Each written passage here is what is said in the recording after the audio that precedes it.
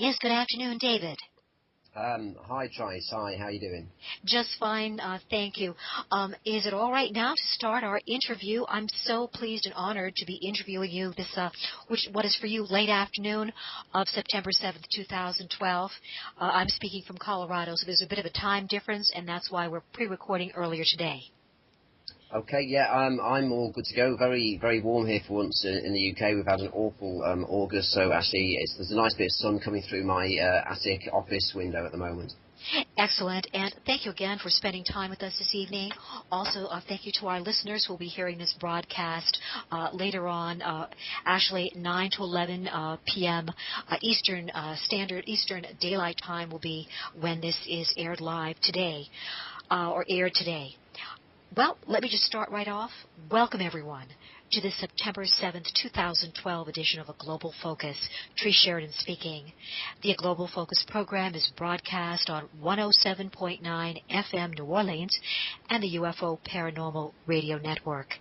Our featured guest this week is David Griffin, researcher, writer, editor, and founder and director of Exopolitics United Kingdom, with website at exopolitics.org.uk.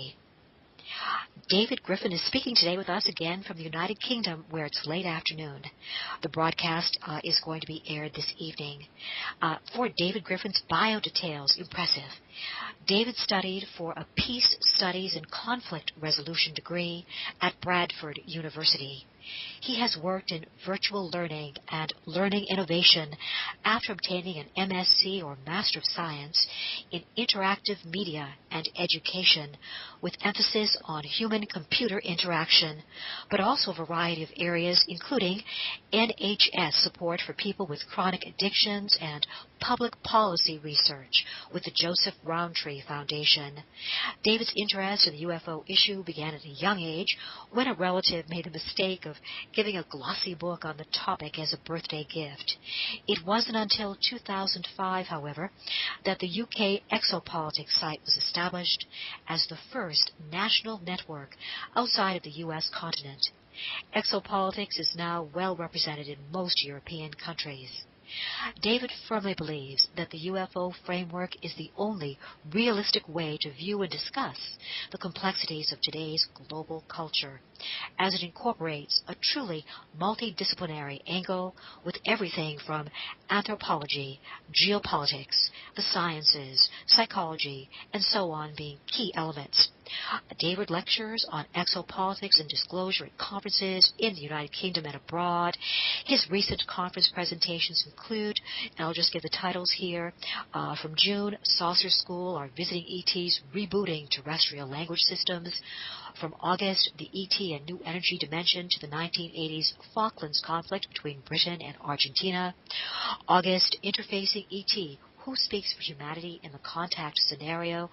August 7th, Exopolitics. That was from the prior year, the first two from this year. And from August 7th, 2010, Exopolitics, Gary McKinnon and the Secret Space Program.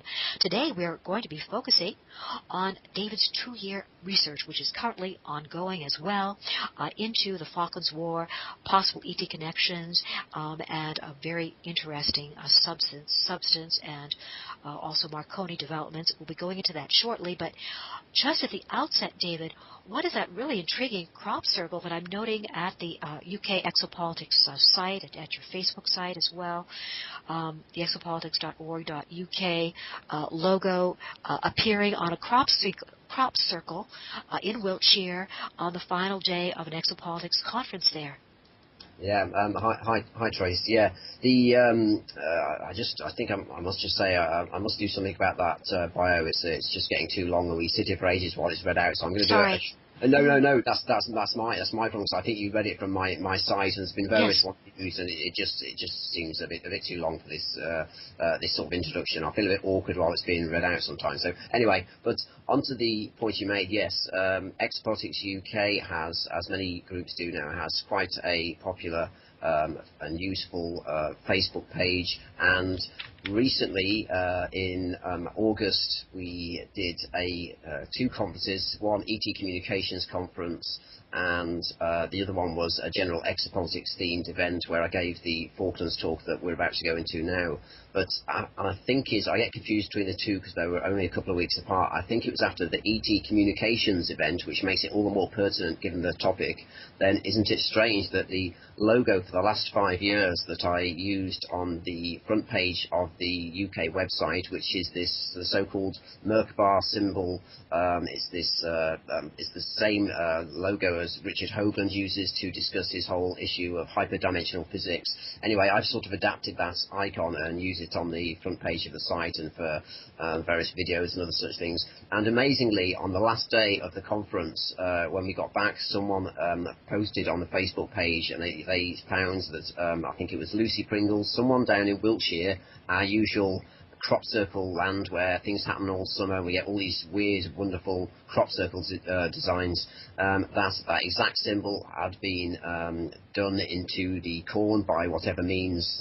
Whoever's done it, we don't know. And if you have a look at the UK Facebook page, I'll try and put a photo up on the UK website as well as the same photo, but you'll see the huge size of this thing. There's no way this was created with a couple of people stamping boards down, because you can see what we call an articulated lorry, a huge lorry next to it, HGV, on the road beside it. And if you measure the size, then you can see that this design of this exact copy of the logo is there in the field. So that was a very interesting event, I thought, on the last day of the conference, that should appear.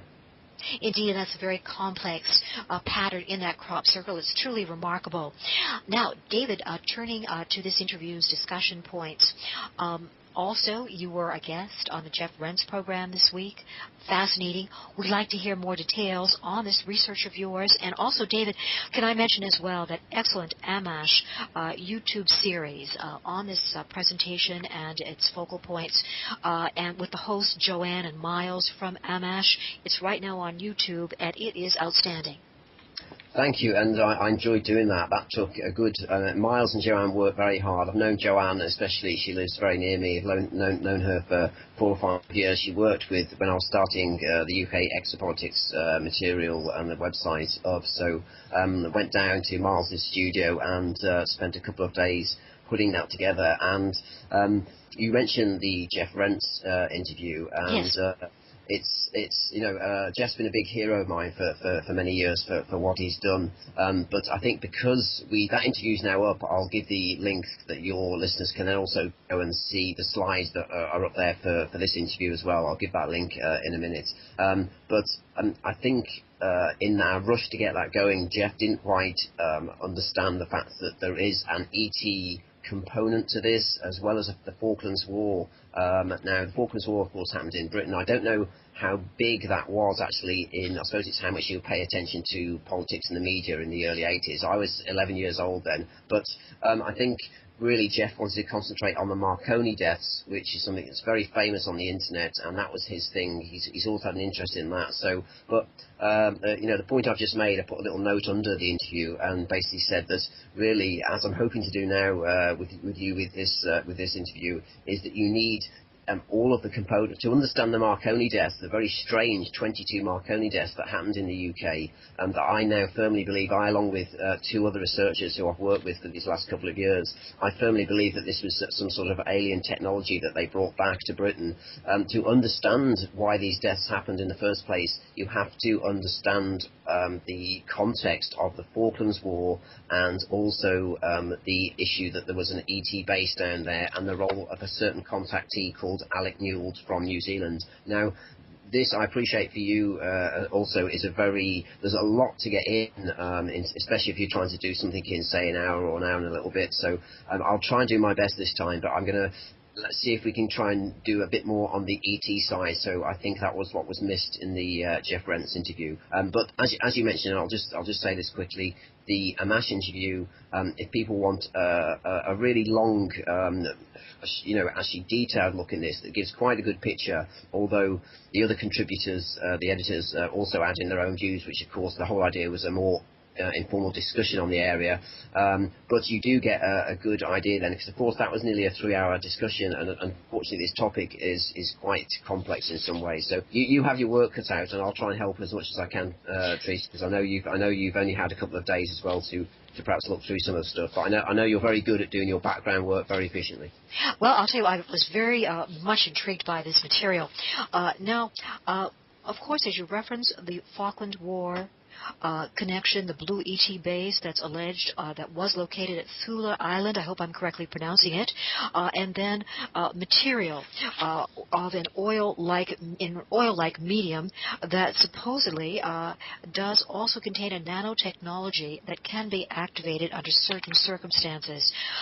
First of all, if you could just give a very brief background, please take your time, David, on the 1982 Falklands War and the fact that in some respects, the Thule Island, which had a base, was it as of 76 above ground, and the Blue ETs are alleged to have had a base from about World War I there, served as a focal point for that war, and also if you could describe to the a contactee, Alec Newald, author of the 2-volume series Coevolution, was informed that a blue race of ETs, whom he calls the Blues, actually had a base underground at Thule Island where they were trying to de-engineer this substance, which allegedly could have a negative effect, and allegedly has had a negative effect already on some people who have come into contact with it.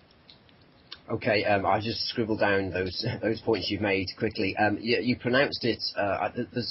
Thule Island is going to come up a lot in this, and you pronounced it sort of right with the German the first time. I think you said Thule. In German, people know the sort of Nazi history, and again, we're down, don't forget, for the Falklands War, we're down very near Antarctica, which of course a lot of the Nazi stuff started happening in the 30s and right up throughout the war. Some amazing history there, if you believe a lot of the claims that were made. So the Germans pronounce it Thule, I believe, and that's of course part of their Thule Society, which was their esoteric society, all to do with esoteric contact and channeling and lots of very strange things that went on. And of course the claims they had links with a certain ET group that gave them certain amounts of, certainly the saucer technology. So Thule is the German pronunciation.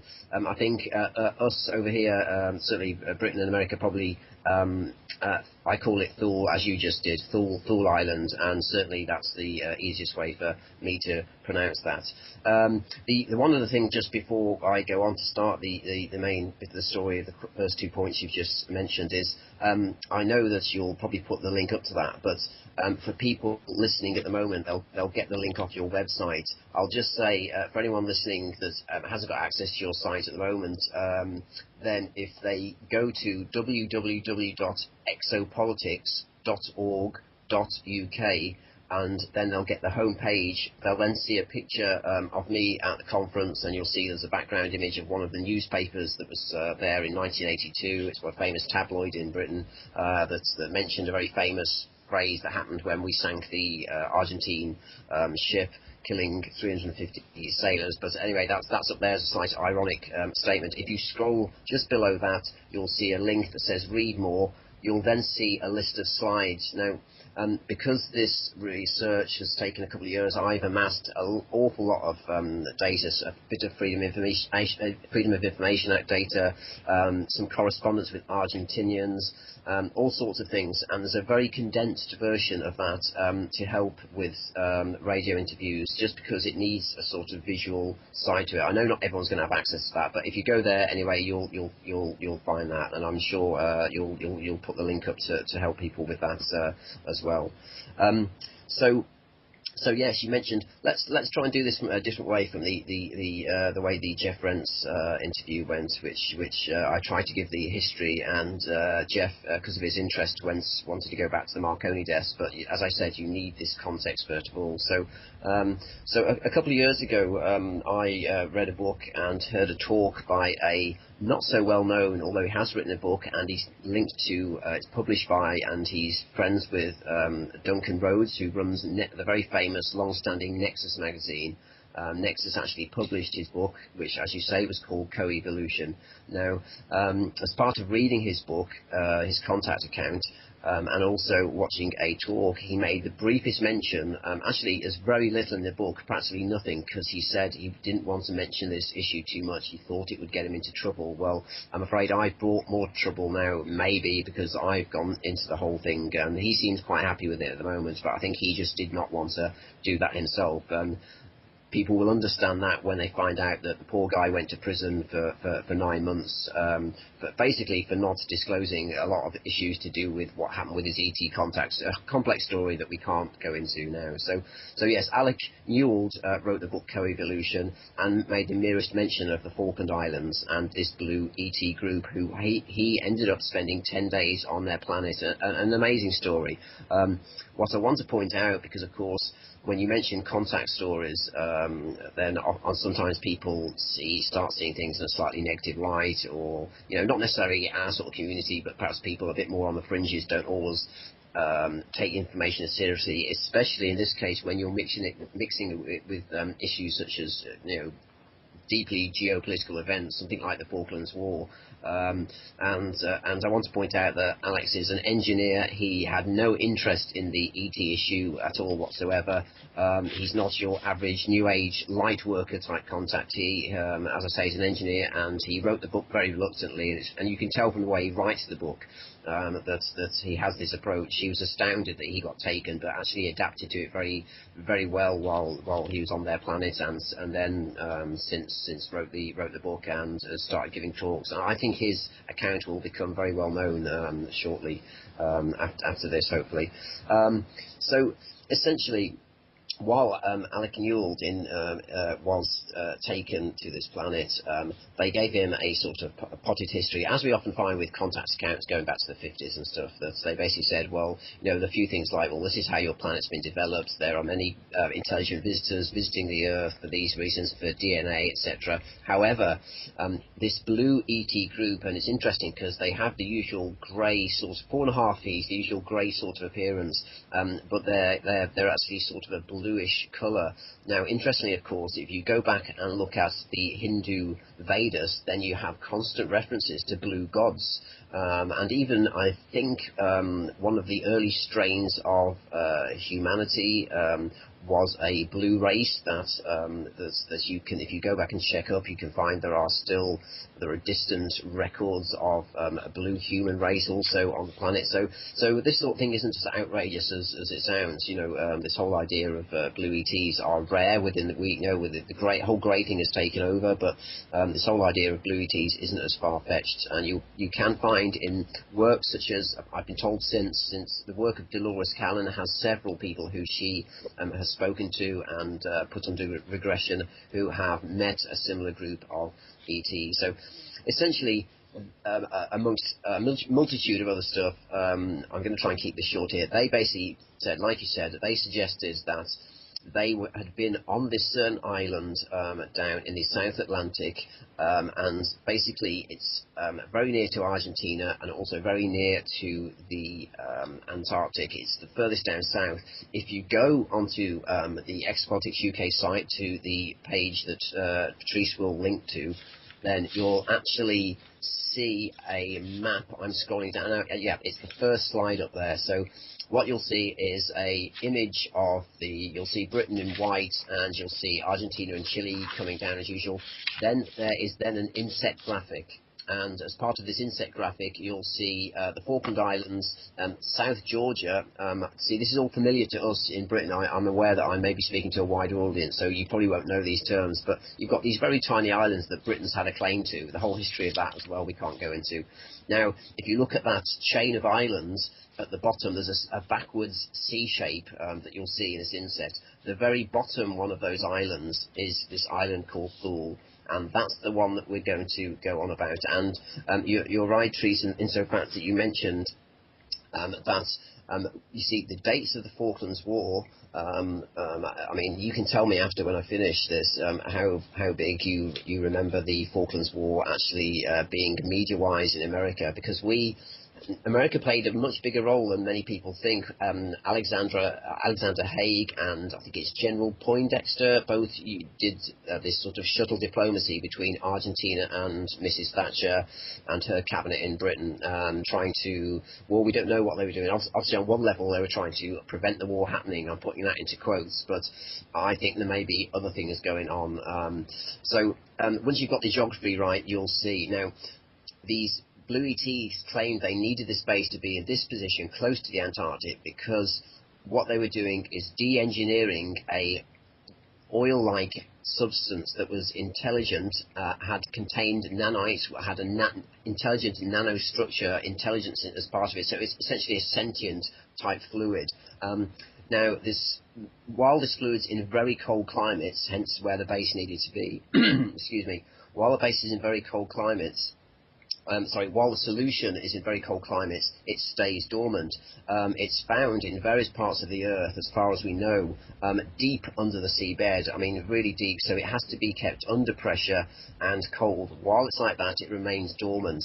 Once it's brought and mixed with seawater and other mediums and warmth, it begins doing some very strange things. Now, if you just take the quote that came from Alec Newell's, he said they were de-engineering this substance, and they've been trying to do this. They themselves were struggling with this issue. The base had been there since World War One. Argentina knew, the upper ranks of the Argentine military knew about this. They'd obviously sort of asked permission in a certain way. Apparently America were also aware of this mission. I don't know about when. There's a lot of stuff we don't know about this. So my guess is that with our joint friendship between Britain and America, that the Britons also at some point, and I think prior to the war, knew a little bit about this. We don't know how much. The issue is the whole thing behind this nano substance that these ETs are on about. Their claim is that another race put this there when we were seeded on the planet, or another race prior to us was seeded or put on this planet. Then this nanomaterial was put deep into the layers of the Earth because it responds to frequencies. Now we can have a lot more evidence for this later on.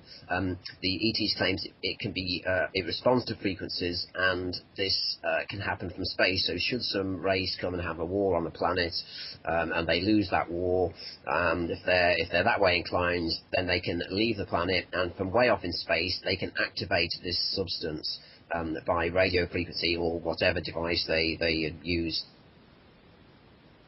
This nanosubstance then, perhaps according to the commands that you give it, or when it starts mixing with seawater, we have incidences that where we think we've seen this happen, then it becomes what many people will understand as a terraforming agent.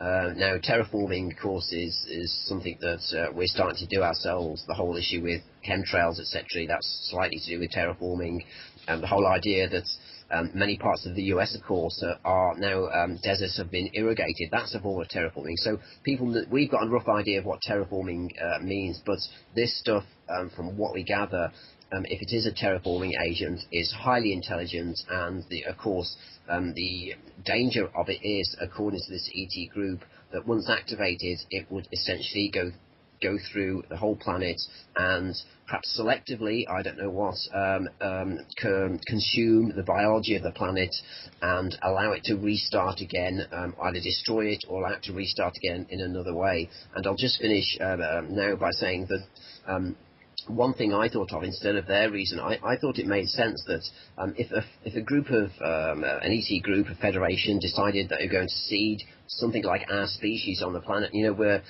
a very strange species. We're highly creative. We seem to have DNA that ETs from all over the galaxy and further seem to come and try and get samples of. And yet we also have a very much a warlike nature, probably due to this creativity that we have. So it makes sense to me that whoever seeded humanity would put a kill switch into the planet, and this would mean that if we went too far and we started playing with nuclear bombs as we have, and that started going too far, or we started perhaps hybridizing ourselves and other animals, and the whole experiment just went way off course, then they would decide to trigger this nanotechnology in the Earth, and essentially, to me, that makes perfect sense that you would do this. It's just we don't know quite how that would happen with this nanotechnology that the ETs were there and trying to deal with at that moment. So that's a basic introduction. If you can tell me what you remember about the Falklands War in America, because I was 11 years old, but I can remember a lot to do with it. If you tell me about what perhaps the average American that's maybe around our age knows, then I'll come back with a bit more and I'll decide how much to tell you about the Falklands itself. Well, the American people did closely follow the Falklands War. We do consider our British colleagues to be colleagues and deep friends to our country. We have a close interlinked history. And I'd like to just note here 2 markers in your research among several that I found of interest. Number one was that, if I remember correctly, about 2 weeks after the conclusion, after the ceasefire of hostilities, there was a report that the UK sent into Thule Island, the Royal Marines to destroy the base at the upper level there, and allegedly there are reports that allegedly the SAS and the SAS Special Air Service and the SBS Special Boat Squadron visited the underground portion of the base to destroy it. What I found very intriguing were those slides you have, the video slides of the base being destroyed. It certainly seems like a tremendous amount of explosive power to be used on a base of that type. And also, you mentioned the fact that during this operation to Thule Island, such vessels were present and were participating as the HMS Yarmouth, a frigate, the HMS Endurance, an ice patrol vessel, and the HMS Oleander, a supply ship. And certainly with such very elite military groups as the Royal Marines and the SBS and SAS, that does indicate a mission of considerable importance. It does. But let's rewind a little bit from that, because we need a context for this space. So the on this Thule island, very inhospitable, only 2.5 kilometres wide. You has the ETs with their underground base, and one of the most important points for people to grasp are the dates of the Falklands War. So you just told me that people are aware, and of course they can go and look up the Falklands War, look at the history. The important point to note is we were given the date. The war was very short, essentially a lot to do with the fact that Argentina, as happens in the perpetual war economy, as Alfred Weather calls it, then the French had sold the Argentines this Exocet missile, a devastating piece of equipment. It actually took out HMS Sheffield when they were down in the Falklands. So Mrs. Thatcher actually blackmailed, and people don't know this, I found this in a very obscure journal. This is how much the Falklands nearly went nuclear. She threatened, a mad lady in a way, she threatened President Mitterrand at the time, who supplied the Exocet to Argentina. She aligned 4 submarines. I've got a quote to this effect, I just haven't got it with me at the moment. She aligned 4 nuclear submarines along the coast of Argentina, and she phoned up President Mitterrand. He told this to his psychoanalyst. This is how far and obscure I had to go to get this sort of information into a book written by President Mitterrand's psychoanalyst. And he basically mentioned that Thatcher had phoned him up and said, look, if you don't give me these switch-off codes, these Exocet missiles have these switch-off codes, if you don't give me these Exocet switch-off codes to stop our ships, because we didn't stick a chance if the Exocet was allowed to launch and take out further ships, then she threatened to basically launch nuclear bombs on Argentina. So that's a sort of side note about, just for people listening, about how big the Falklands potentially was, despite it being a 2-month war. Now, this 2-month period between April and June 1982 is interesting, because actually you're right in the fact that you mentioned 1976 as well as the base having been underground on Thule Island since World War One. Then since 1976, bizarrely, or not bizarrely, if the Argentinians understood and had been asked or had found out that these ETs had this base on Thule Island, they then also built this rather, I mean, it's small, but it's a very rugged, proper, off-the-ground sort of station you find in Antarctica, hugely inhospitable, and they'd built this base there in 1976. Now, I got to know one of the lieutenants there that supplied the base and was actually present on the base for several times. He saw the British starting way before the war started in the 80s, 1981. He used to see a helicopter fly over from one of our ice ships that was down there. But this 1976 date is important because, of course, the Falklands was meant to start in 1982.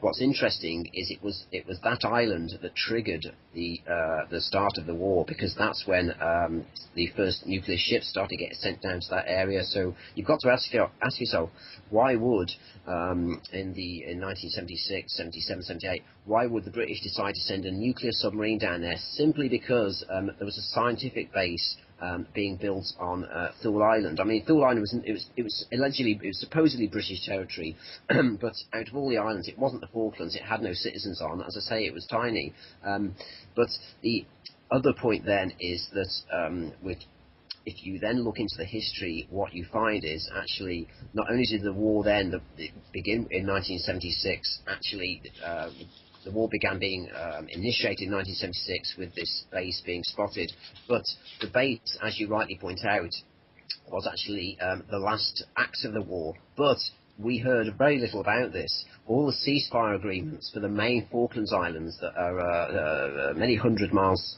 further north of that, the two main Falkland Islands and South Georgia, these ceasefire agreements for those had been written weeks before. So 2 weeks after, in Britain, we were basically celebrating the fact that we got the Falklands back. As you said, and you read out the list of ships that I found, we sent this rather large squadron of ships, 12 supply boats, and Royal Marines, and I've got some very rare footage of the Royal Marines actually going into this base. Now, on one section it looks, and as Joanne from AMMACH pointed out, she goes, it looks like there's nothing there. The base is a bit bigger than the one shot you see. If you have a look at a few other photos, you'll see that base is actually a little bit larger.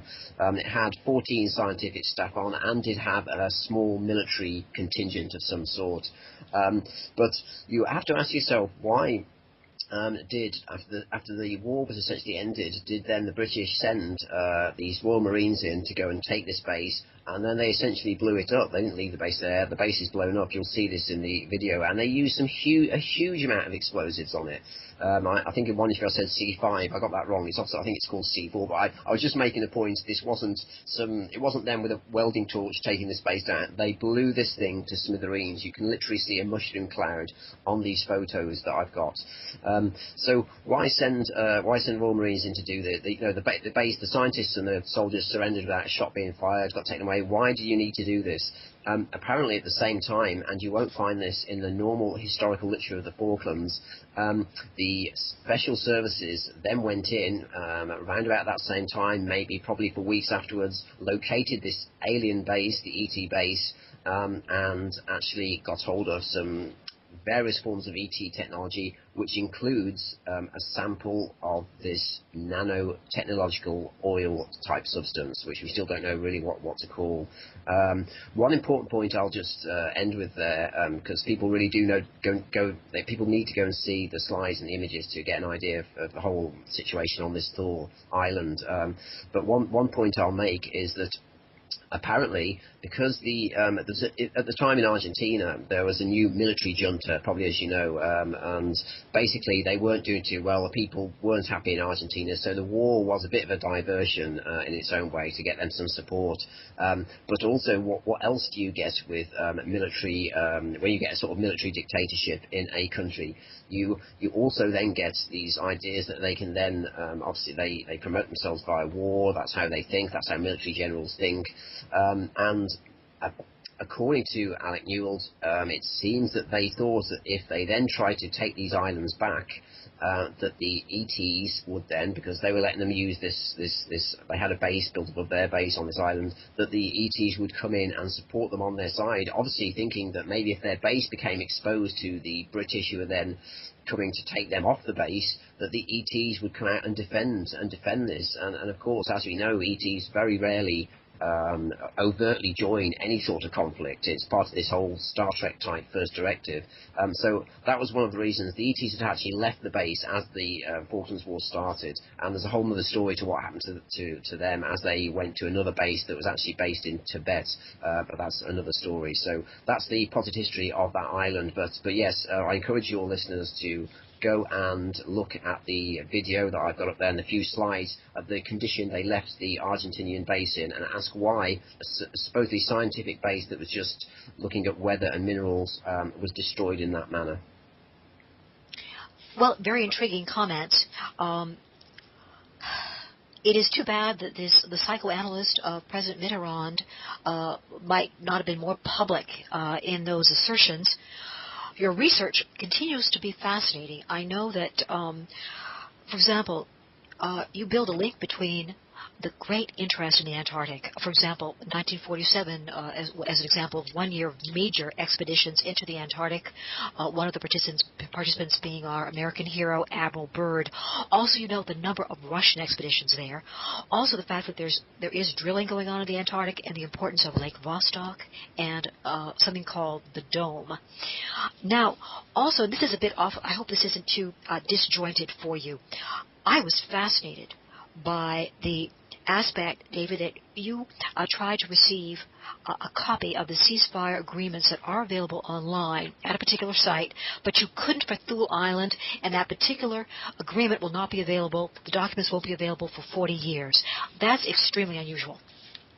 That's actually a very interesting point, and I literally spent, as you know, most people in the sort of exopolitics UFO field know that Britain sort of led the way in this huge amount of Ministry of Defence document releases on UFOs that essentially over the last few years, due to the amount of inquiries that happened when the Labour government brought in the Freedom of Information Act, much like America has, which Tony Blair has since said was one of the biggest mistakes of his career. I don't know why he said that, but I think it's the sheer volume of work that it brought about. But the MOD were spending so much time. This shows just, again, Teresa, this shows just how popular this topic is.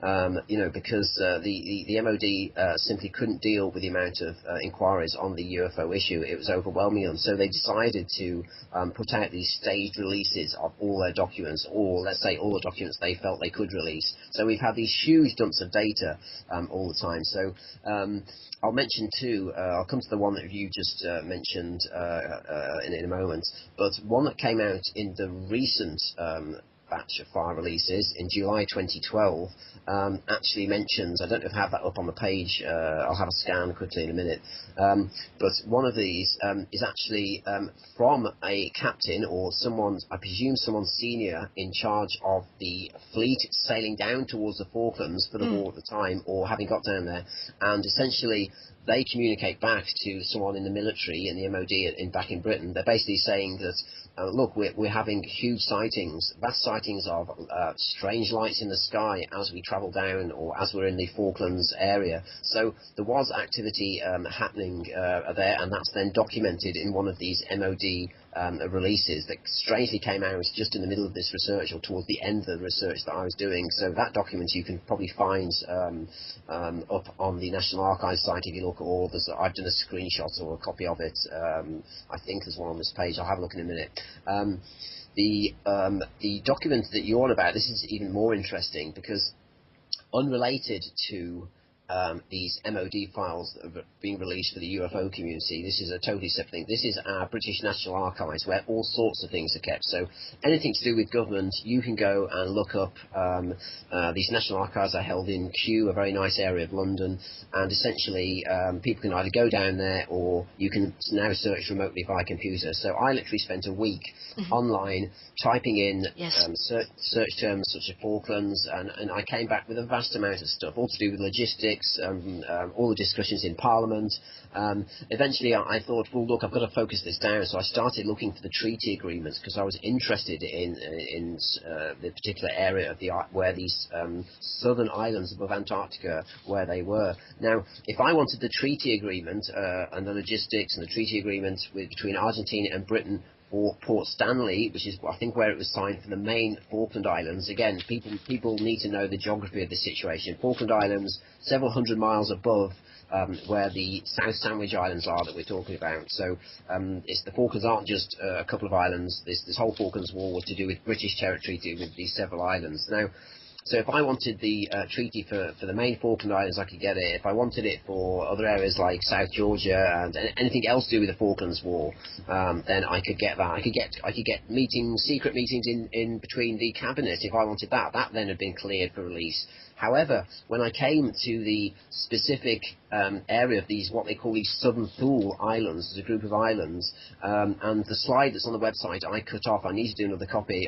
When I did a screenshot of this, I cut it off accidentally, but it essentially says these series of islands, the South Sandwich Islands and Southern Thule. So when I wanted the treaty agreement for that, and in the video that's online that you mentioned, where it shows the Royal Marines going in, you see them sat in the base on Thule before they blew it up, of course. You see lots of naval captains and Argentine senior officials signing the actual treaty agreements. Now, that's what I wanted, because I thought I'd find some clues in that. Well, what do I find? That I could order any of these treaties that I want, that I found on other areas, but when I wanted this particular one for this particular treaty, it had been sealed and closed for 40 years, so that's now not available until January 2019, whereas the vast proportion of all the others were all available. So I asked people to think about that and think, well, if this straw was a load of hocus pocum, then why on earth would they make the ceasefire document for some tiny little island and a group of tiny little islands? Why would they then seal that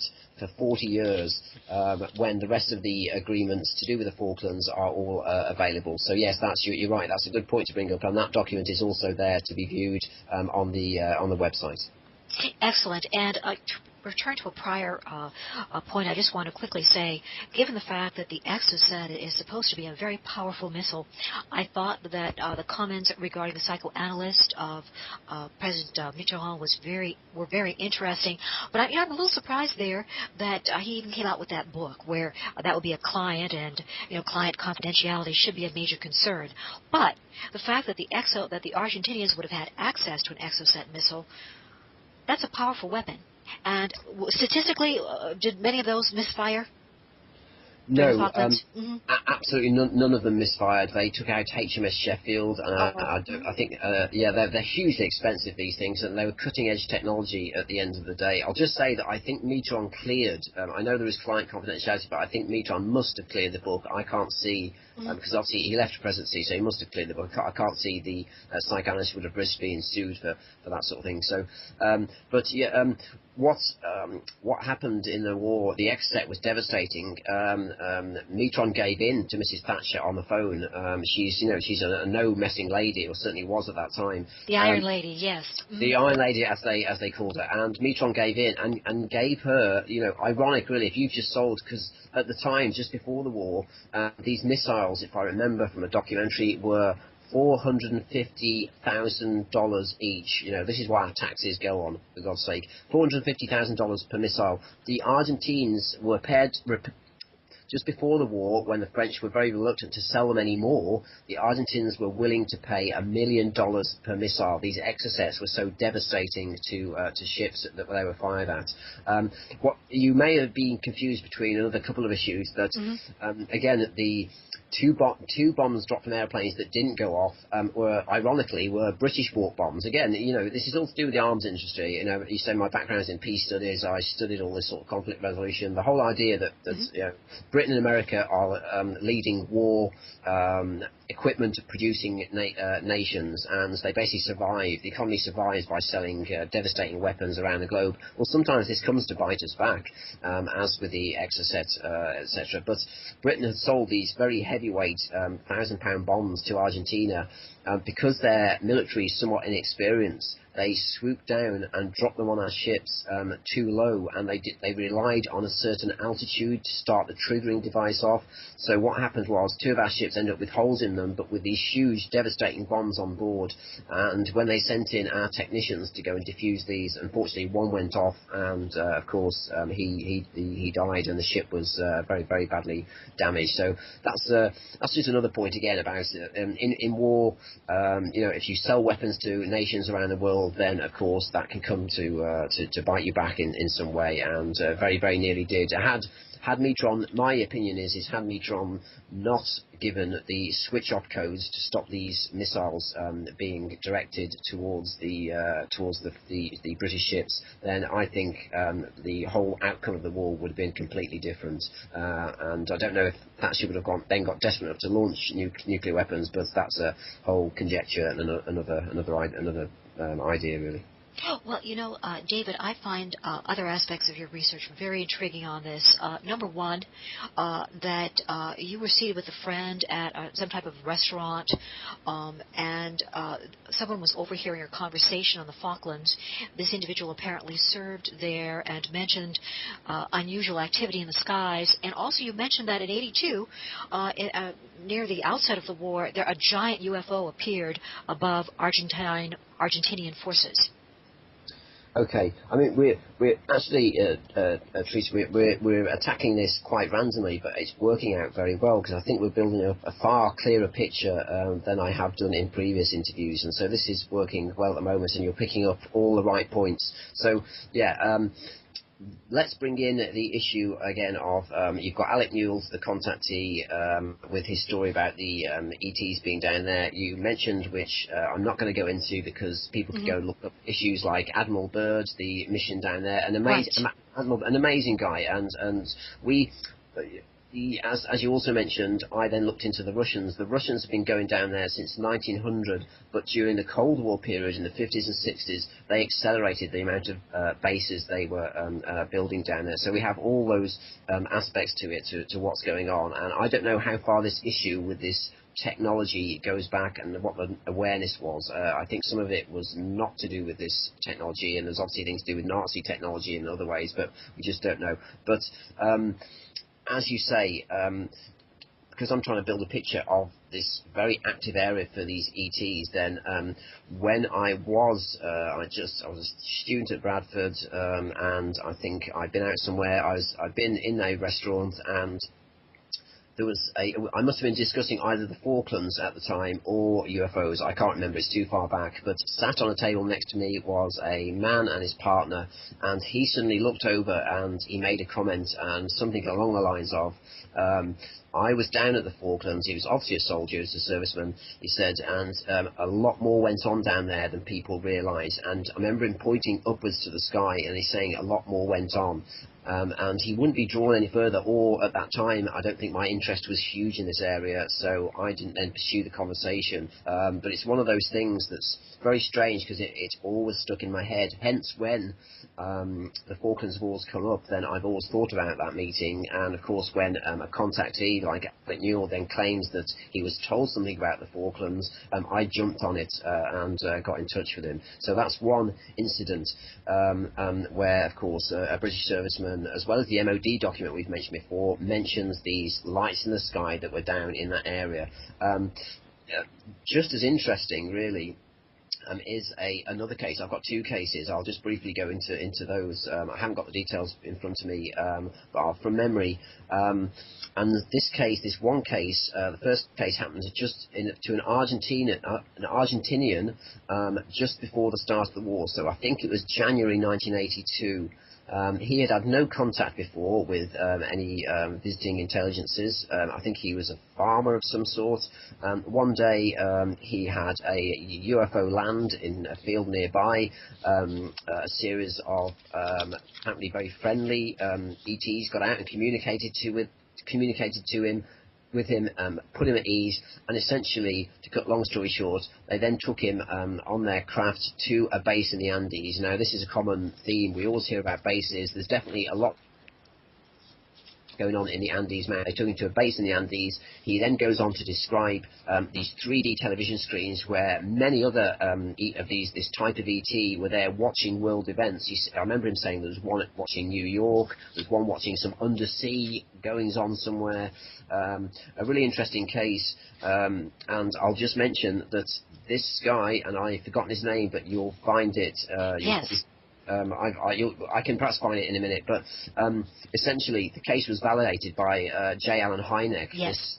This contactee he both did the Argentinian main UFO Congress, whatever they call theirs down there, their main national one, and I'm pretty sure he did the International UFO Congress at some point, because J. Allen Hynek, or whatever the equivalent was, probably in the 90s, because his story didn't come out till the 90s, but this is where his testimony gets very interesting.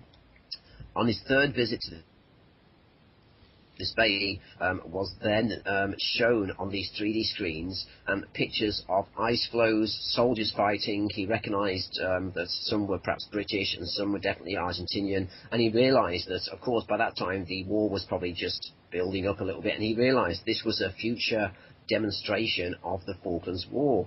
He was then told by the ETs that Britain would win the war and that his country would lose the war. But the point that was most important to me, he was also told when I had to translate all this. This wasn't available. I had to translate this from Spanish. I had to translate it from Argentinian websites that I found this stuff on. So some of the translation hasn't always been good, but I know I got this bit right. They also then told him that actually, far from being a general war or what we think wars are about, this conflict was far more about commerce and business, I think was the word they used. I think that's how the translation came out, commerce and business, than it was about war generally as we think about it. Now, that's a really important point when you come back to the point we've discovered that this oil got taken back to Marconi in Britain, because as we get to that point a bit later, then you'll find that I have a quote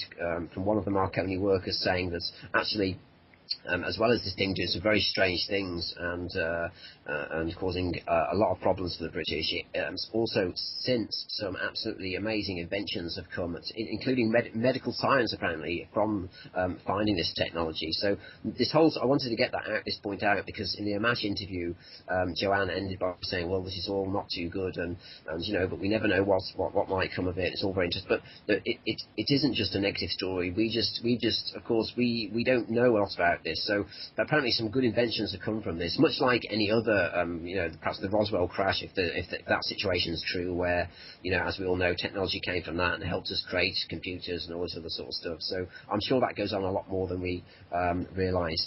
One more treat as well, just before then, while some Argentinian soldiers were serving actually on the Falklands before the British had got down there, a huge UFO appeared above a troop of these Argentinian soldiers, and one of their jeeps or minibuses ended up having missing time and got moved to a road further away or field further away. So this is just backing up the whole point that there was a huge amount of ET activity down in that area, and I think that backs up the point that, because I really don't want people to think that just because the brunt of this case to do with Marconi is based on an ET contact account by Alec Newell, I'm making the point that he's not alone in the fact that there's ET activity down in that area, and all related to this Falklands War. There was a lot of other stuff going on that I've since found out. So making that point is good, because then, of course, it gives the whole, when we come to the Marconi issue, then it perhaps gives a bit more credence to what we're claiming. Yes, and you note several sources in your research. I do have the name of that party, that Argentinian contactee, if you want me to note it. But if not, it's right. I believe the first or second segment there in that AMMACH, very interesting series on this matter. Also on Alec Newald, author of Coevolution. I guess there are 2 books in that series. I definitely will be reading them. Am I correct that at one point there was a question of probably an interesting circuit being introduced into his car, and that representatives from the Royal Institute of International Affairs, he claims, actually visited him. They were very intrigued about the enhancements to his car at Jaguar. Okay, going through those points as quickly, excuse me. Yes. He's written actually one book. Evolution?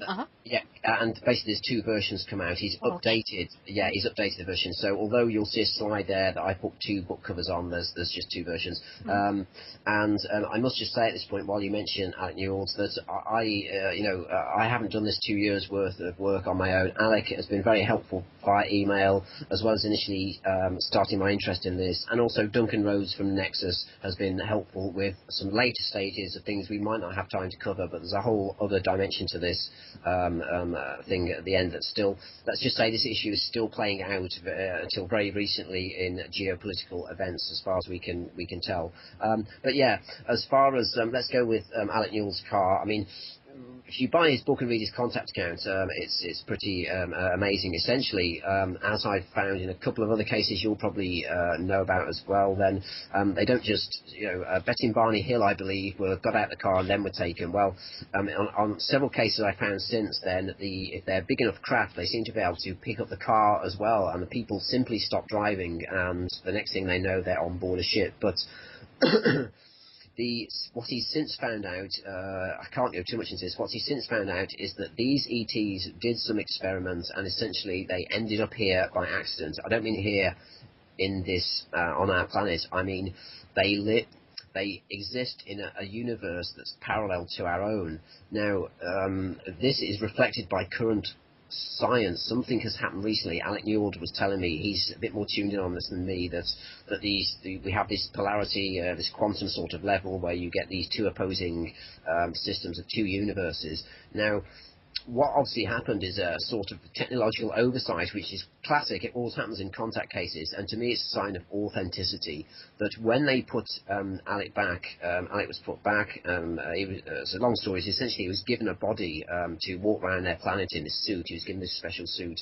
But obviously, when they put him back, they also put him back in his car. And it seems to me that I don't know whether their technology remade his car or what happened, but he was driving a Jaguar, a British Jaguar car at the time, and after the contact he had endless problems with it, and he was actually as I say, an engineer and a pretty good mechanic himself, but he couldn't solve this. He had one of the first engine management systems in a Jaguar, so it had computer components on board, and what happened is he sold this car on, and when he sold this car on,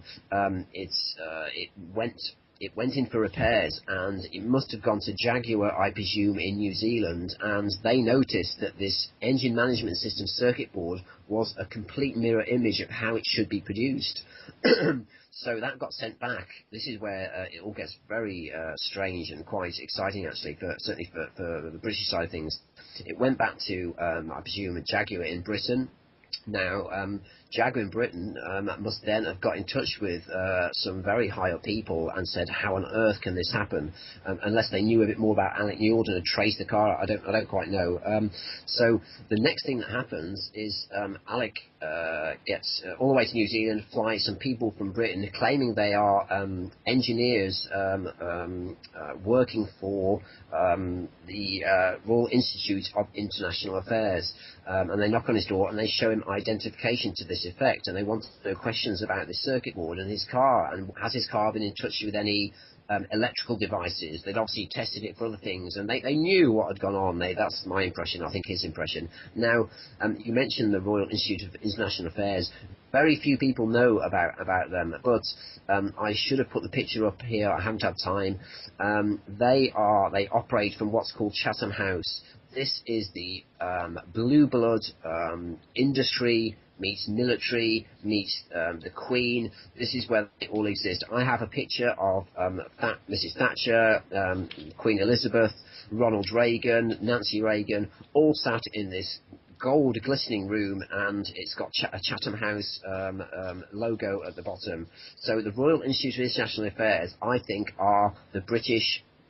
They are the ones who deal from the British end with unusual events, both with business and commerce, but they also deal with anything that could impact on that from other worlds, strange things. It seems to be the top level, way above MI5 and other things. It seems to be a very an organisation you don't hear much about, but Alec Newell spotted the logo on their passes that they flashed at his door, and indeed checked later and found out it's very similar to it was the same as the Royal Institute of International Affairs, and interestingly enough, that is very similar, if you look online, to the crest that Queen Elizabeth currently uses. So that says something itself, that of course they're both royal organisations, and yet it involves politics and commerce, and they're interested in the UFO issue.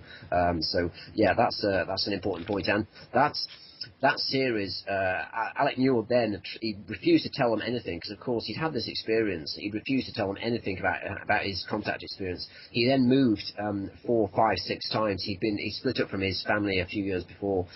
He was essentially then on his own. He moved around New Zealand, some very isolated places. He made sure he didn't leave tracks and moved. He said every time he moved house, they came and found him again, and they put more and more pressure on him, to the point where he ended up in jail, as I said, for a certain point, for basically refusing to discuss certain things with them that they wanted to know about.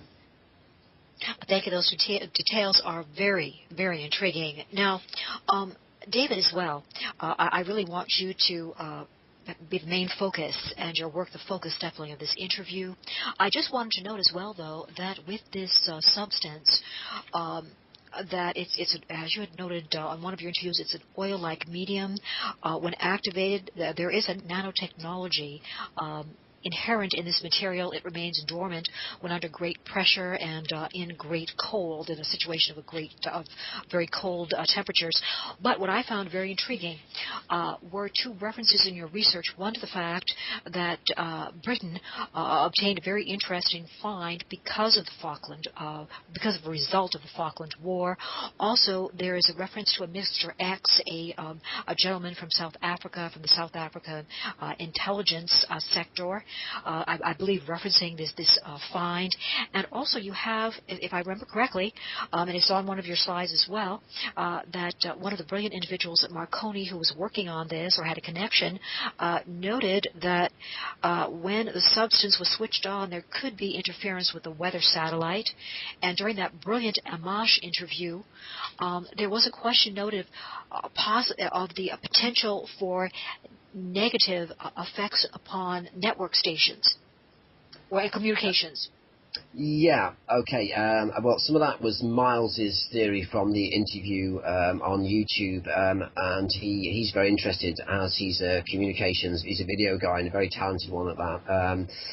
But you're right in what you're saying. Let me just give some background to this. So, essentially, what's happened is that, of course, most people are aware of Marconi. Now, there's links with, if you go back in the history, there's links that Marconi claimed he invented the radio. Actually, I read only today that it was overturned, I think, in a United States court hearing, that, of course, Tesla actually invented the radio first. So there's always been that rivalry there. But Marconi, anyway, was the first to capitalise, and in Britain got the main first factory to build these, I presume, crystal radio sets very early on, and so Marconi became this leading global high-tech company in Britain for production of all sorts of things, and became expert in communications, of course, in satellites, in computing, numerous areas. Any high-tech area that you can think of, Marconi seemed to have a division for.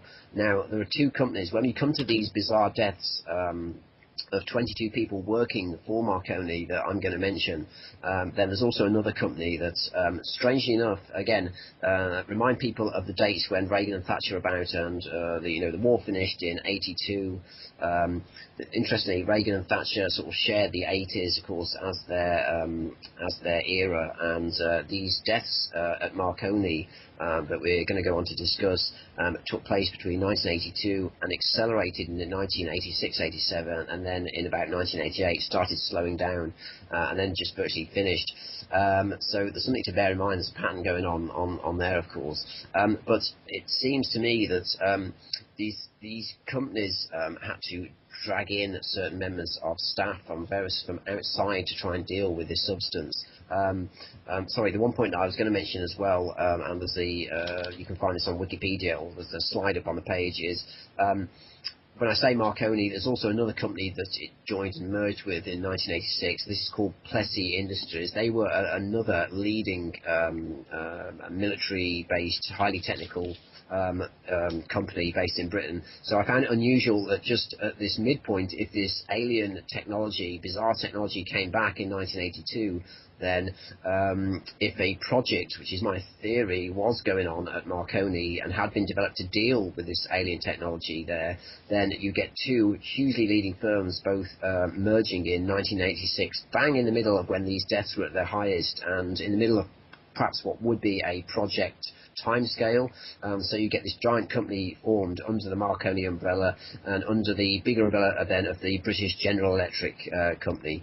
Yes. So essentially, you've mentioned Victor Moore there now, and Mr. X. Now, we need a bit of background to this. Mr. X is a South African intelligence agent. He's now died. He was sent to interview Alec Newells again, the ET guy from New Zealand, the ET contactee from New Zealand, and he was sent to interview him while he was in prison because they had realised that Alec Newells was a contactee, and they'd found a particular piece of ET technology. It was like, I think it'd come off a ship, and it had symbols on. And anyway, they couldn't read these symbols, and they wanted him to try and read those and translate those for him.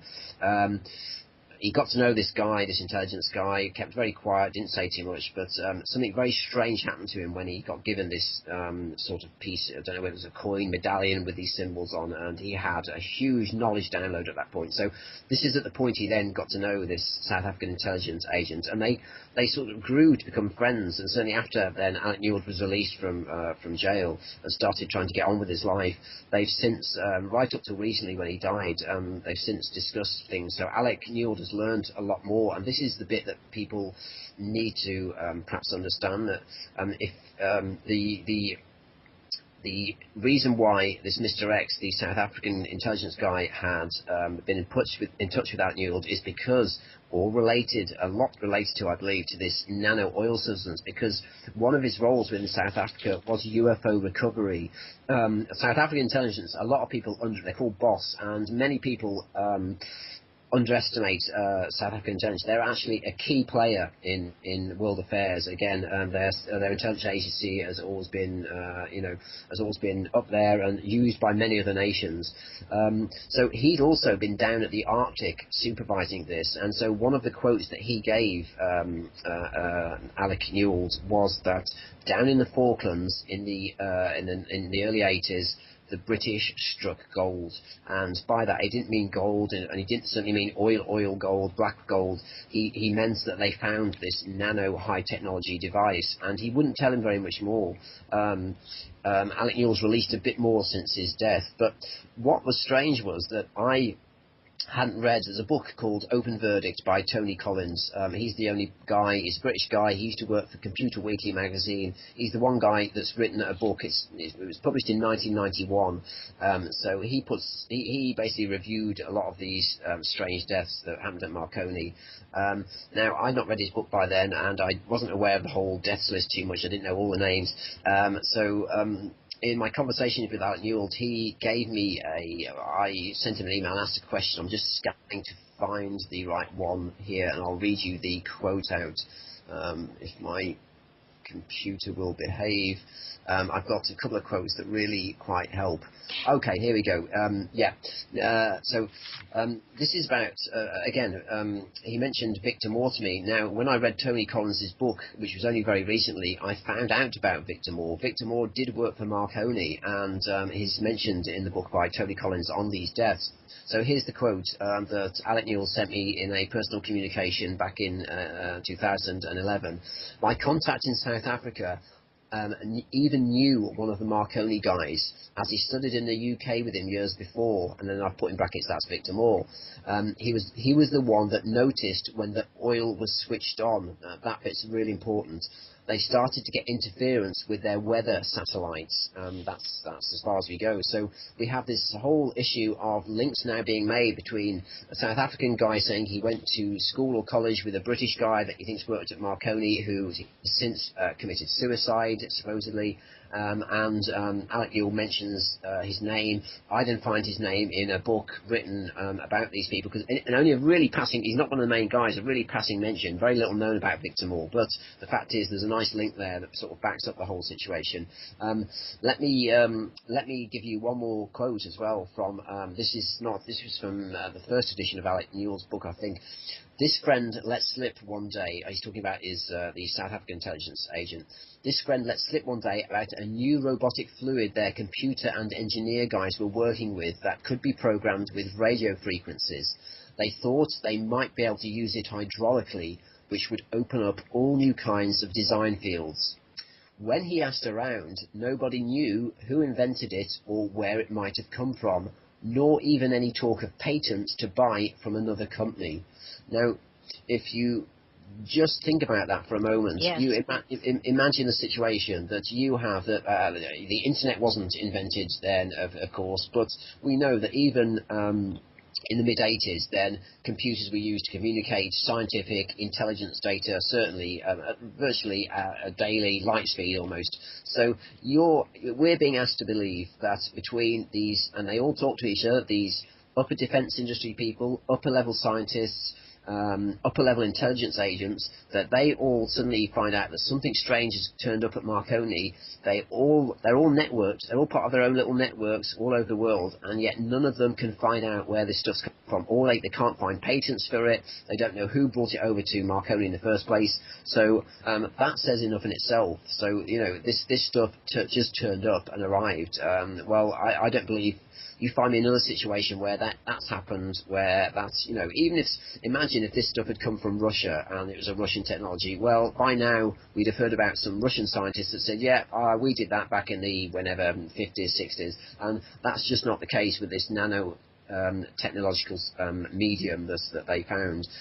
So you've got that straight away. You've got that. I don't know if I've got another quote from Victor Moore. I think there's one more. And while you're looking for that, I just wanted to note the lack of patent material I found very intriguing.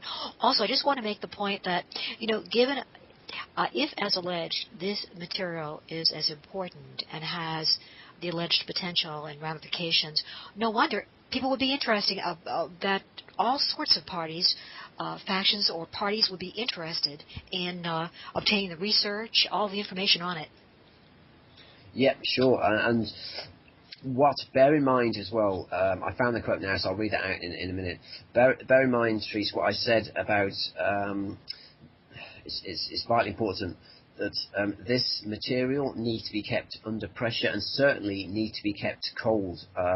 Otherwise, it starts morphing, and apparently it's based on, there's some work been done into it. The rumour is that it's sort of based on gold. It has gold as part of it. But I've read, and a few people have told me, that it can morph into any structure within its chemical composition. Now, when you come down to the nanotechnological level, I don't know how that works, but I do know that nanotechnology can. I've looked up nanotechnology, and one of the things that's crucial about nanotechnology is it can rapidly, this is really important, it can rapidly increase its size. If it's programmed to do something, one of the unpredictable sides of nanotechnology, unless you've got a complete grip on programming how the stuff operates, is it can all of a sudden increase its volume and do very strange things, because of course you're down at that atomic level, and if you trigger, it's almost like a nuclear reaction, but without the heat and whatever else perhaps that goes on. You've got machines that are there making other machines. That's essentially what nanotechnology is about.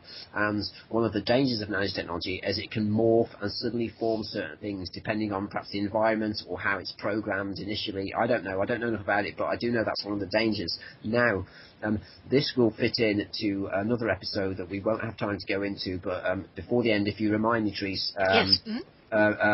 Just remind me about the last document on the website to do with the Gulf of Mexico, because that explains a lot more about this, where we think we found an international situation where this stuff started actually morphing and caused a huge international problem. But we'll get to that. But anyway, so what my I'll read this. I'll read one more quote out, and then I'll go on to say about the Marconi things, because we're getting close to our time limit here. Okay. So this is another comment from Victor Moore. Comment regarding Victor Moore, the guy we've just mentioned, to Alec Newell. Okay. He also thought something. He also thought something about the job. Okay, let me get this right. This is to do with Victor Moore, and I'll tell you a bit more about Victor Moore. Don't forget, he's the guy that spotted that at a certain point they managed to switch this oil on, in quotes. I don't know what that means. To make it active, he noticed this, and then when they activated it, they found they got problems with their global satellite system. Really interesting point. So this quote is about Victor Moore. He also thought about something about the job had really been bugging his friend. He's on about Victor Moore, but he could not talk about it openly, of course. He did say, however, he was working on something, and I put this in bold, on something outside of his field. Indeed, out of everyone's field at Marconi. He goes on to say, he didn't feel he was up to it or comfortable with it. He even let slip, it was, and again put this in bold, it was a little spooky what the stuff could do, even reaching into the fields of medicine, biology, and nanotechnology. So again, you're going back to the 80s and 90s when they were just looking into this stuff. And this, what it seems then, is this ET substance that they've got had started to. They began looking at it. I think they knew a little bit about it before the war, and I don't think they knew really what they were dealing with. And so, of course, as they start examining this material, as they start, quote, activating it and finding out how to activate it, then I think strange things start happening with, I think this stuff morphs into things. There's also rumours, we found out since, that in certain conditions it can make people ill. It has bizarre magnetic and anti-gravity sort of qualities. There's all sorts of things that we've rumoured to have found out about it. And so if you take yourself back to, this is one of my theories that, I went through this with Grant Cameron after a conference, that one of my takes is that since 1947, America have had the national security state. The national security state, of course, as everyone knows, was mostly set up, supposedly due to the end of the Second World War and the Cold War coming and stuff, but probably most likely due to the fact that ETs and UFOs were buzzing around and allegedly Roswell had happened, all this sort of thing. So since that date, the Americans have had the finance and the infrastructure to create an incredibly efficient system to deal with, quote, alien technology. And by that I don't mean just alien, I mean that anything comes from another country, but also stuff that lands, crash UFOs, whatever. I think the Americans have got an absolutely perfect system virtually for dealing with that. Interestingly, we had Dan Sherman over, who worked on a project, only a minor project really as they goes for the US government, and he went through all of the security layers that he had to go to and how it was made completely closeted off from even other elements of the military. So believe me, America have got it down to a T. My take is, despite Britain saying that yes, well, we're these world financial leaders and stuff, I don't think we were in 1982. We were having a recession. The economy wasn't great.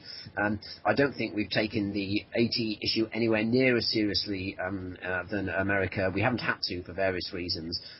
So my take is that because we saw the Falklands as our war, we brought this technology back and tried to deal with it ourselves, instead of as they would over in the States, being able to pass this on to a series of perhaps scientists and technicians in the military or whoever who could then deal with it in a certain way.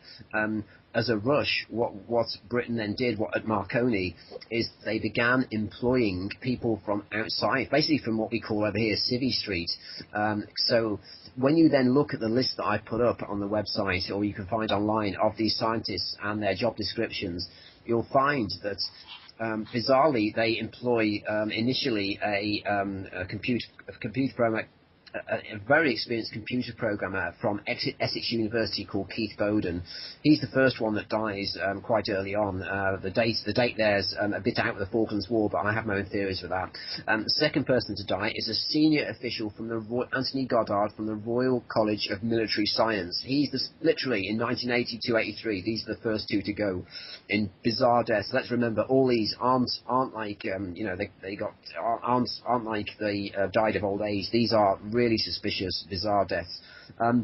What you then find when you look through these Marconi deaths, as I've spent weeks and months doing, is you then see that, well, a couple of years later, bizarrely, a couple of Asian, very talented computer scientists that they brought into Marconi then also got killed in an absolutely bizarre situation. Both these young programmers, both 23, 24, one very happy about to get married. You suddenly find that for some reason they move all the way from sort of London, or I think the south, certainly the south east of Britain, and go to Bristol, totally opposite side of the country. Okay, and get this, of these two young, optimistic computer programmers, again, working on this project, as I'm assuming, for Marconi. One ties a rope around his neck and rope around a lamppost or a tree, then gets in his car and allegedly puts his foot to the floor and, of course, pulls his own head off. That's one situation. The other guy, the other Asian programmer, also disappeared to Bristol, and he ends up throwing himself off the Bristol Suspension Bridge, which is a huge bridge going over a river in Bristol, south west of England. He was then found, at the coroner's report, he was found with a puncture mark in his buttock, one of his buttocks. So, of course, foul play certainly was something going on there, most probably. What you also have to add in, because we haven't got time to go through all these deaths, although they're very interesting, people can have a look and read for them themselves. What you also find is that these two guys from Bristol, the young computer programmers, had 2 days of missing time. Now, completely bizarre, when it came to the coroner's reports, don't forget, 22 of these deaths, so all over the country, wherever these deaths happened, they had to involve police, coroners, and all these inquests kept having to happen. Most of them they got control of, and hence they were all ruled, well, many were ruled as suicide. Very strange the way that's absolutely bizarre death that newspapers at the time looked into, and yet they got ruled as suicide in most cases. But the missing time is a very strange element, and it happened in a couple of the other cases. And of course, if you're a coroner, you have to account for the last few days' movement of someone that died, and they couldn't do that. So I'll briefly say that although I'm not I know that mind control exists out there. I never jump to that as our first conclusion. I think too many people do that, especially on internet conspiracy forums. I tend to steer away from that myself personally. But I don't think that. I think a lot of these deaths were done by, let's say, agents for our government, or but I think there may have been some high technology involved in perhaps programming these people to do certain things themselves, because there are several cases where they're just too bizarre to have been set up by someone else. And this whole idea of missing time when people just disappear seems a bit weird. So I don't know. That's one guess. I'll give you one other example. David Sands, I think, was a guy working for Marconi Systems in some form. I'll get the list up in a minute. It depends how long you've got left to go. If you want to do another 5-10 minutes, Therese, we can go through a few more of the deaths. What do you want to do time-wise? That would be wonderful. And I was intrigued by by your past comment that one of the individuals' vehicle was found to have had the tires changed and the brakes tampered with. Okay, let's go for that one. That's I mean, I'll just get the list up here. But I know that one already.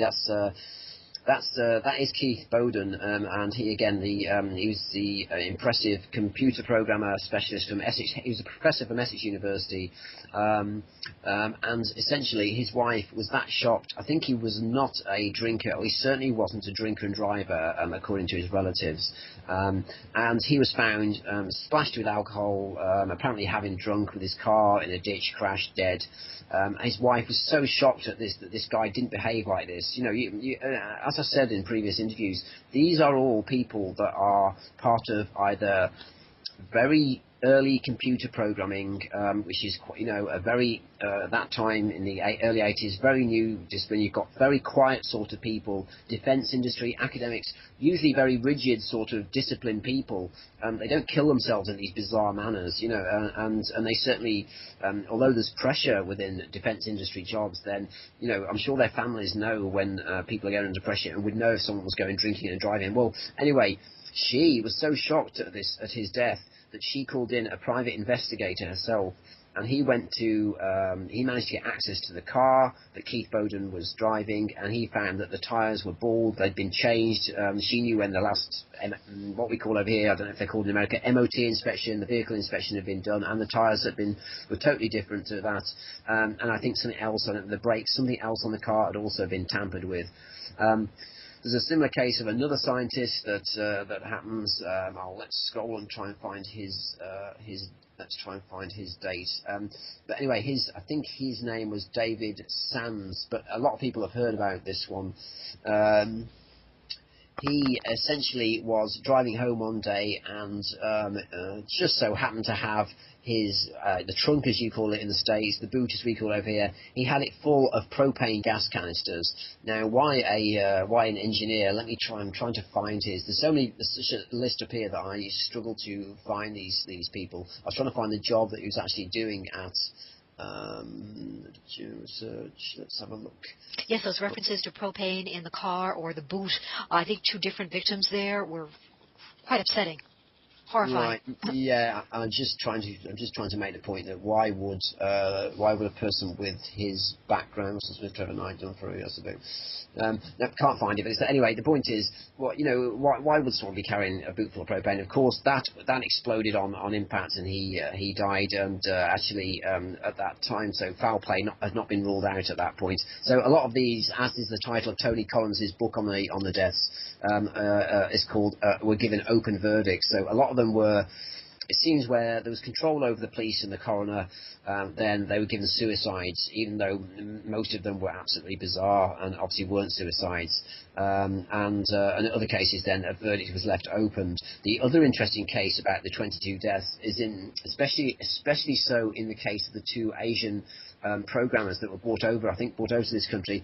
Their relatives and lots of relatives were told that they could not attend the inquest. It was in their best interest not to attend the actual inquest of their dead relative. Well, this is absolutely unheard of.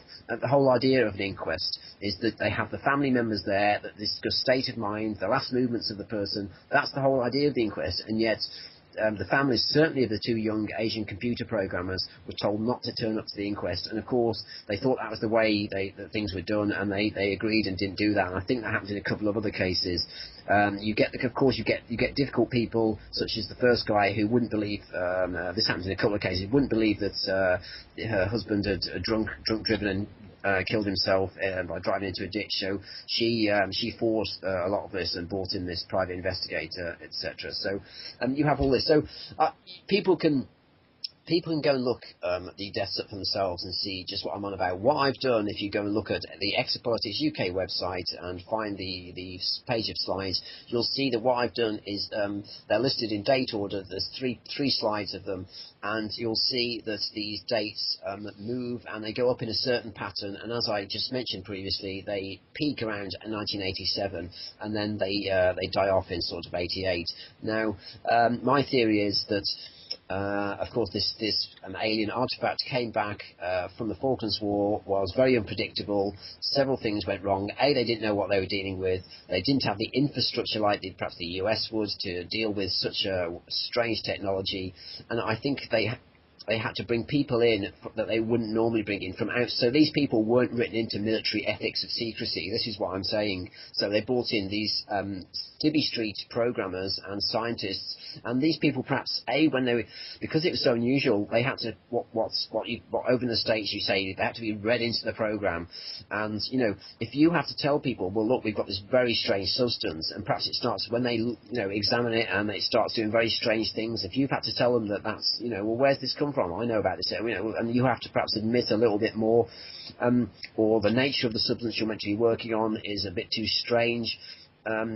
then you may not want to take that job. But by that time, you've already been briefed and interviewed on what is a highly classified military project. So if you then refuse to do that project, they're faced with a dilemma. Well, he's going to go away and tell people, or we've now told him too much, or the people are so shocked. This is what I think happened with the computer programmers. They were told to perhaps try and learn how to interface with this nano substance, and I think whether they got scared off with what it could do, or whether they were young and began talking about it with each other or with other people. But whatever happens, something happened, and it was like a virus around Marconi, that these people began dying like flies. Another example, a guy who worked expert in communications technology, gets uncomfortable with his job, starts complaining that he doesn't want to work on this certain project anymore, and so he gets given a job over in some part of Africa, and it involves working with a communication device, satellite or something, way up high on a hotel, and he ends up jumping off or being pushed off, depending on how you want to view that. So they go on and they go on, and so that's my take on it. Basically, is that Britain wasn't ready for this, or this material did very strange things, and it spread. The people started talking about it, and they had to eventually take these people out, and they did it in a variety of ways. But what I think is they perhaps did the first few in such a way. These were sent out. The British are very good at killing people quietly. Believe it. We taught your CIA in the Second World War many of our tricks, and the British, if they don't want people to know about a death, you just disappear. These were done in such a way as to make people in Marconi and the military pay attention and say, do not talk about this project.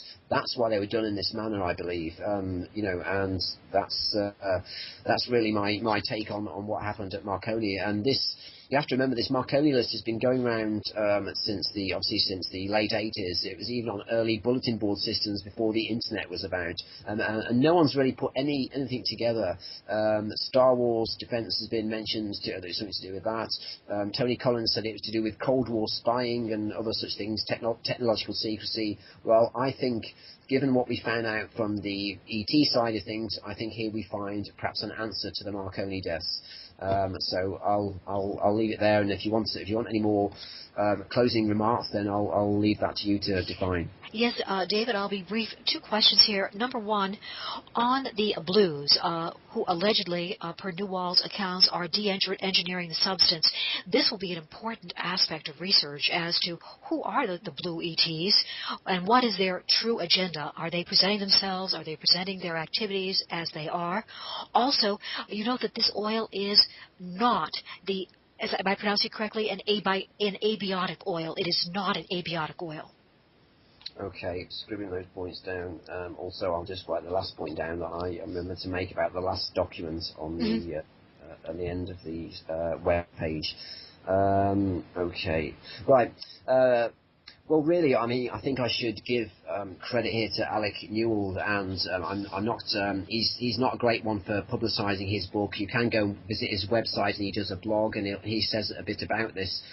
You can find descriptions about his journey online. So just type in Alec Newell and the ET contacts, and you'll find some information. But essentially, it seems like this race it was a mixed race. So there were these blue ETs, but when he got taken on board, excuse me, this ship, he was greeted by a female hybrid who then took him to what was one of their home planets, which they terraformed themselves. And this planet was an amazing place. Everything was organic. Houses were built like shells formations, totally feng shuied, as we'd say, but also were intelligent and responded to you. You literally spoke to your house like a pet. They've got pyramids there that channeled energy into the Earth, so that's how they supplied the Earth with its own energy. Very tuned into the cosmos. A highly scientific race. I can't go into the whole discussion about they'd gone wrong in their evolution, and had essentially tried to accelerate themselves up into light bodies, into another dimension. I don't understand all this, and it had gone wrong, and they were now trying to engineer things back in some way. But this race, a very benevolent, a hugely advanced race, given that really they were the one. If you go to, and in fact, if you watch one of my other talks, I have used Alec Newell's description of how he communicates when he first gets on board. Now, alien communication is one of my interests. When he meets these blue ET groups, when his car gets taken, he thinks he's died. He thinks he's had a car crash. But what then happens is he finds he can guide himself around by his mind. He then he goes into this machine and gets given this blue suit, and he gets a body and finds he can start moving around. But the communication between these people, he beautifully illustrates it. Again, for someone who claims he's not that articulate, can't tell stories, and it comes from an engineering background, he talks about a tapestry of sounds. Now, this is my area of interest. I'm interested in visual language, telepathy, all to do with the ET issue. I've done many talks on this area, and he makes an amazing description of this. So he says they sing in harmony, and they don't sing. The communication comes in a harmony of colour and sound and light and vision, all this sort of thing, all the stuff that I'm interested in. So his account is fascinating. The whole history of the blue ETs, like I say, they seem to be mixing with. There was in charge of the ship was this guy called the Elder, who he also met very briefly. But on board the ship, there were all sorts of. This was a huge ship. There were all sorts of races, and they essentially stopped off at a couple of other planets on the way. So they seem to be, as many ETs, are very, very advanced. Because I've read a lot of contact literature, and compared to some, these seem to be a highly advanced spacefaring race that literally go around the galaxy, maybe different universes, and have various planets which they then are looking after or using observations on, etc. So you go and read Alex's book. He even does an e-book online that you can get. If you want to read it immediately, you can get the ebook for $15, I think, published by Nexus Magazine. The other point which you make, which is really important, and I made on Jeff Rense last night because I wanted to make this point, is that we have, since this whole issue of peak oil came around, then we have this issue of abiotic oil. Now, abiotic oil came around again as a conspiracy theory, but now seems to be true. And again, the Russians, bizarrely, just as it's been quoted that the Russians are ahead on this oil thing, that we think they may have found it in Siberia or Antarctica before anyone else, but they haven't got as far as perhaps the British and everyone else at engineering this stuff for their own benefit. That may not be the case. I don't know. But they were also ahead on this thing called abiotic oil, which involves drilling very deeply to this certain layer. Some people claim all oil is abiotic, and it's simply the whole idea that it comes from dissolved dinosaurs has been a scam to maintain the whole price structure, which would make sense, to keep the price artificially high instead of this stuff that replenishes itself. Some people claim all oil is abiotic. Others claim that there's a separate abiotic oil that you have to drill deeper for to find, and that this isn't made from the same substance and it replenishes itself. Now, one of my ideas that I discussed with Duncan from Nexus Magazine is maybe as this stuff was in these, perhaps before the 80s, before the Falklands War, maybe as people, the governments and intelligence agents and oil companies got to know about this nano oil that was beneath the earth at certain points, because we haven't gone on to discuss other areas yet where certain things have happened. Maybe there's been some confusion between abiotic oil and this substance, and that the two, because there's been disinformation put out, that the confusion has gone on between this substance called abiotic oil that, again, remember, magically replenishes itself, and this other stuff that we found, this black intelligent nano-type oil that somehow seems to morph when it gets released into seawater and other mediums. It seems to morph and rapidly expand and dissolve things and all sorts of stuff. So we've had several instances where certain things have happened where maybe the two have got confused. There was a case recently in Israel where they had to ground all of their aeroplanes because the oil had a certain film start appearing on it, and they had to clean out all their tanks. This has never happened before.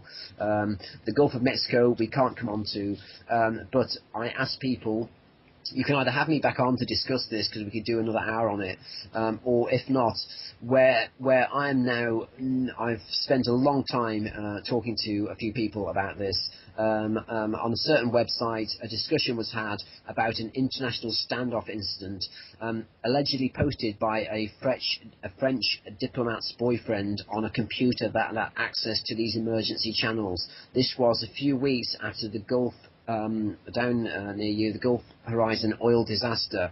There was no less than, I think it was around 10 or 11 different submarines from different nationalities, and essentially the French were trying to get a sample of this oil, and now we're talking about the oil, the nano oil. The French were trying to get a hold of this oil, and we get a real-time readout of what went at play. This is a document. It's a compressed version by Nexus Magazine. You can get the PDF free at my website, but you need to take time to read through this. Also, bear in mind when you read this, I've since found out a lot more about it. You don't take everything at face value. It seems there were certain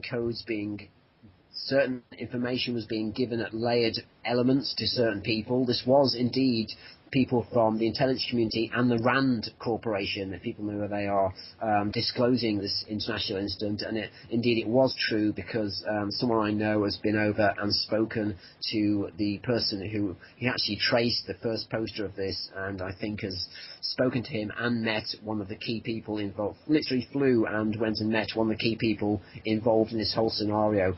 And he swears this guy is from a think tank background, and the whole situation is true. So that's a new aspect to the whole Deepwater Horizon Gulf of Mexico oil spill, which is fascinating. And if you want to have me back to do a second hour on that, I can give you probably information you won't get anywhere else on that. But believe me, you need to read the document first and read it with an open mind. But you will find, if you've listened to the interview that we've just done carefully, if your listeners have listened carefully to this, or play it a couple of times and then go and read that document, you will find out that in 2010, I believe this very substance, this very ET substance, caused an international incident, and a very severe international incident.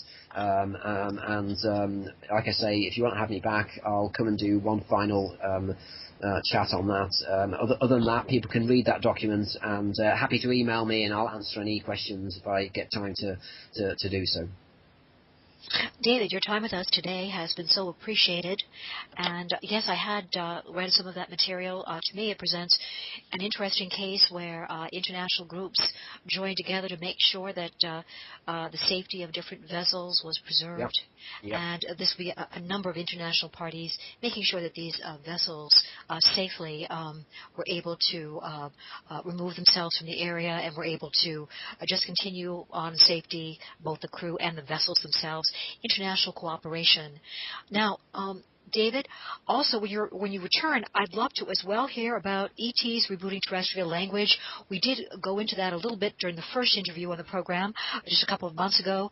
Also, your idea of who is the advocate for humanity in this new field of exopolitics, and also, again, the important geopolitical and other aspects of exopolitics and field research in general. I so appreciate your time today.